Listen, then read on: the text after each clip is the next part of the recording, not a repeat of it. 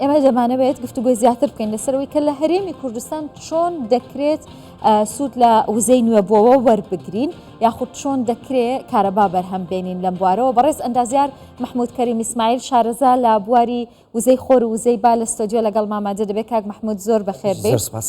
سپاس ئامادەبوون تەکەم. ڕوانگەی ژینگەی عێراقی دەڵێت کە پێویستە چارەسەری ڕیشەی کارەبا لە ڕێگای باوە بکرێت. ئەمە دەکرێت؟ زۆر سپاس. تەنها لە ڕێگەی باوە نیە، دەتوانین لە ڕێگەی هەموو ئەو وزانە سوودی لێوە بگرین کەوانەی وزەی نوێ بۆیان پێدەگوتێ. لەوانە ئاوا کە هایدرۆپاوەری پێدەگوتری، وزەی بایە ویند ئێنێرجی و لە وزەی خۆرە سۆلەر ئێنێرجی. دەتوانین هەروە جیۆثێرمەل، بەڵام لە عێراق و لە کوردستان ئەمە جیۆثێرمەلمان نیە، چونکە پێویستی بە قوڵایەکی زۆرەیە. لە هەموو ئەو وزانە بەڵێ دەتوانین سوود وەربگرین لە کاتی ئێستادا و سوودیشی زۆر دەبێت، چونکە لەبەرەوەی شوێنی گونجاومان هەیە لەو بابەتە. ئەو ڕوانگەیە دەڵێت کە پێویستە لە ناوچە شاخاویەکان بێت، ناوچە شاخاویەکانیش لە هەرێمی کوردستانن. دەکرێت یانی عێراق و هەرێمی کوردستان لەسەرەوە ڕێبکەون کە لە ناوچە شاخاویەکانی هەرێمی کوردستان کارەبا بەرهەم بێنن و بۆ عێراقیش؟ دەبێت ئەویان لە ڕاستکەمەوە مەرز نییە ناوچەی شاخاوی بی بە پێچەوانەوە. زۆر ناوچەی شاخاوەیە خێرایی باتەیدا سفرە، زۆر دەشتایی هەیە کە کەس مثلەن زانیاری لەسەر کۆ نەکردەوە، زانیاری وەرنەگرتەوە، وەکو دەشتی قوشتەپا.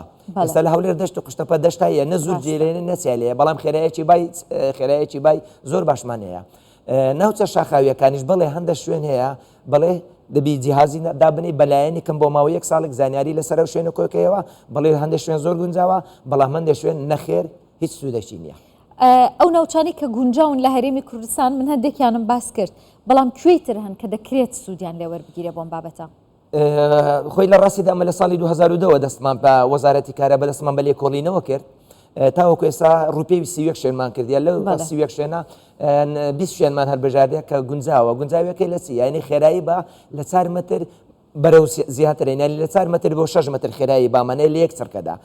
ئەو خێرایش بەپێی تەکنۆلۆژیا ئێستا ئەو تەکنۆلۆژیای کە تازەیە کە زۆر پێشکەوتووە، بەڵێ لە 4 متر خێرایی بە ئەمە دەتوانین تۆربین بەکاربێنین، بەڵام بڕێکی کەم کارەبا بەرهەمدێنی هەرچەندە خێرایی باە کە زیاد بکە تاوەکو بگاتە 11 متر بە بینەوەی تۆربینەکە یان بگاتە 14 متر لە یەک سەرکەدا. ئەمە دەتوانین فول کەپاسیتی، ئەمە پێ دەڵێت وەکو ئەندازیاری فول کەپاسیتی. بۆ نمونە ئەگەر تۆربینێکمان دامەزانن بە بەرزی 100 متر بی، کەپاسیتی تۆربینەکەمان 3 مێگاوات بیتن، لە خێرایی 11 متر پێرسەکەند 3 مێگاوات کارەبا بەرهەمدێنی.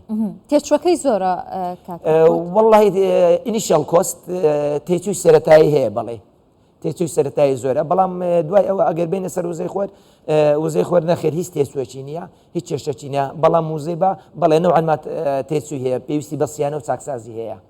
وزەی با نەک تیشکی خۆر، وزەی با بڵێ لەبەرەوەی ئەجزای میکانیکی هەیە، جوولەی هەیە، هەموو کەرەستەیەکی میکانیکیی کە جوولەی هەبوو داخوران دروست دەبی و پێویست بڕۆنەوە بە هایدرۆلیکە و برێکە و ینی مەجموعە ئەدەواتی میکانیکە، ئەدەواتی میکانیکە جوولەیە، جوولە پێویستی بە چاکردنەوەیە. هەرێمی کوردستان بۆ کامیان زیاتر گونجاوە بەرهەمهێنانی کارەبا لە ڕێگەی باە تیشکی خۆر؟ ئەگەر بینە سەرڕاستی ئەمە هەر سەرچاوەیەکی کارەبا پێویستە سەرچاوەکانی کارەبامان هەمە جۆربی، بەڵێ تەنها پشت بە سوتەمەنی نەبەستین. بۆ نمونە وزەی با بەڵێ لە زۆر شوێن دەتوانین وزەی با سوودی لێوەرە بگرین، هەرچەندە ئەمە ڕووپێوی تەواوی کوردستانمان نەکردیا کە پێویستە ئەمە زیاتر ڕووپێوی بکەن. زۆر شوێن هەیە ینی لەبەر هەندێک هۆکاری تایبەت ناتوانین سەردانی بکەین و ناتوانین ئامێری لێ دابمەزرێنین. ئەگەنە بەڵێ شوێنی باشترمان هەیە لەو شوێنانەی کە ئێستامە باسمان کرد. ئەی هۆکارەکان چی؟ هۆکارەکە ناتوانین باسی بکەین، هەندێک هۆکاری تایبەت ناوچە سنووریەکان مەبەستمان، ناوچە سنووریەکان زۆر هۆکاریەکە ناتوانین سەردانیا بکەین. چوومە کێشەم لەو دروستبووان بەجێمێشتی، ینی گەڕامۆ جێگاکانم واجەکەی خۆم لەوێ جێبەجێ نەکردیا. بەڵام وزەی خۆر لە هەموو کوردستان لە هەر بستێک لە خاچی ئەم کوردستانە بتەوێت سوود لە وزەی خۆر وەربگری، من بێ دەڵم بەڵێ سوودی هەیە لە وزەی خۆر، دەتوانین سەرچاوەیەکی باشی کارەبابی. باشە، هەرێمی کوردستان تا چەند هەوڵی ئەوە دەدات کە لەم بوارەیەوە بەرهێنانی زیاتر بکاو بەرەو پێشچوونی زیاتر بەخۆیەوە ببینێت؟ ئێستا حکوومەتی هەرێم گرنگێکی تەواوی بە وزەنی و بەکاندایە، بە تایبەتیش وزەی خۆر کە ئێستا زۆر بەرەو پێشوە. چەندین گرێ بەسمان کردێ لەگەر کۆمپانیەکان کە دایانەوێت بە شێوەی و بەرهێنان وێزگای وزەی خۆر لە کوردستاندا بمەزرێنین. بۆ نمونە لەوە هەولێر 2 گرێ بەستمان هەیە، لە دهۆک 2 گرێ بەستمان هەیە، و لە سلێمانیش گرێبەستێکمانەیە و چەند پرۆژەیەک کەشمانەیە لە پلاندایە چاوەڕێ دەکەن کۆمپانیەکان پێشکەش بکەن بۆی گرێبەستیان لەگەر بکرێ ئەوانە بە شێوەی وەبەرهێنانن بە شێوەی وبەرهێنانن خۆیان دای دەمەزرێنن ئەو کارەبایی کە بەرهەمی دێتن حکوومەتی هەرێم کارەباکەی لێ وەردەگری لێ دەکڕیتەوە. بەڵێ دەتوانن چەند کارەبا بەرهەم بهێنن بە ئارزوی خۆیتیان چەندی وێزگەکەیان گەورە بێ زیاتر کارەبا بەرهەم دێ بەڵام گرنجەکەی لە شوێنی وێزگەکەیە چونکە شوێنی وێزەکە دەبێ هێلی گواستنەوەیکی لێ بکە ئەو هێ لە گواستنەوەیە بتوانانی ئەو کارەبایی کە بەرهەم دێ بتوانانی وەری بگری و دابەشی بکە بەسەر کوردستان چونکە خۆتان دەزانن کوردستان نێتوەرکمان شەبەکەکەمان هەموو یەک شەبەکەیە ئەوە نییە جیاوازی لە بینی شوێنە و پارێزگایەک و پارێزگاکانی ترهەبیتن هەمووی کوردستان بەیەکەوە بەسراوە.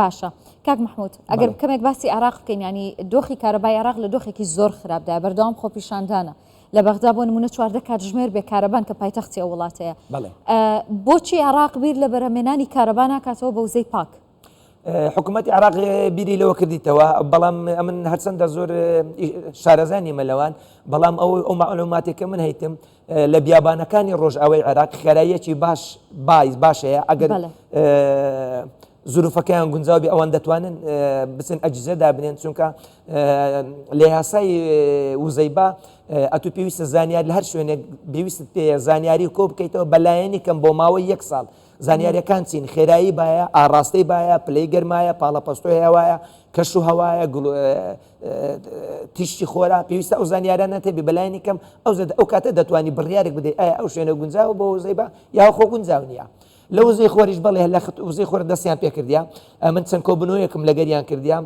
هەموو پارێزگاکانی عراق هاتبوونە هەولێر لەگەریان بەشدار بووم بەڕاستی پرسوڕایان بەمە بوو ئەمە چەند ئەندازیارە لەگەریان بەشدار بووم پرسێڕایان بەمە بوو دەیانویست ڕێنمایان بکەین کە کوردستان شارەزایی لەو بابەتە هەیە بۆ ئەوانش چاو لەمە بکەن وەکومە دەست پێ بکەن ئەوان خەتەواتی خۆیان دەست پێ کردیا یەکەم جار وابزانم لەوە دەستیان پێکرد بەغەڵت نەچوو بم مەجموعە خانوویان هەڵبژارد لە تکریت کەربەلا و بەغدا با بڵێن وزەی خۆریاندا دەمەزران لۆ ماڵەکان ڕێنماییمان کرد چی بکەین و بە چ شێوازەکدای بەزرێن ئەمە ڕێنمایەکەمان پێدان چەند جێبەجێیان کرد تا چەند جێیان بێجیان نەکرد من ئاگاداریان کەواتە هەرێمی کوردستان لە پێش عراقەوەی لە بابەتی بەرهەمێنانی کارەبا بە وزەینەوە بووە والله من ڕاستەکەت پێ دەرێم حکوومەتی ببوورە حکوومەتی هەرێم زۆر لە پێش حکوومەتی عراقا لەو بوارە لە بوارێن چونکە ئێمە لە ساڵی 2015 و ئەمە سێ وێزگەمان دامەزراندیا مەکتەبەکمان هەیە لە عنکاوە مەکتەبەکمان هەیە لە کۆیە خستەخانەی تارینمان هەیە لە کەزنەزار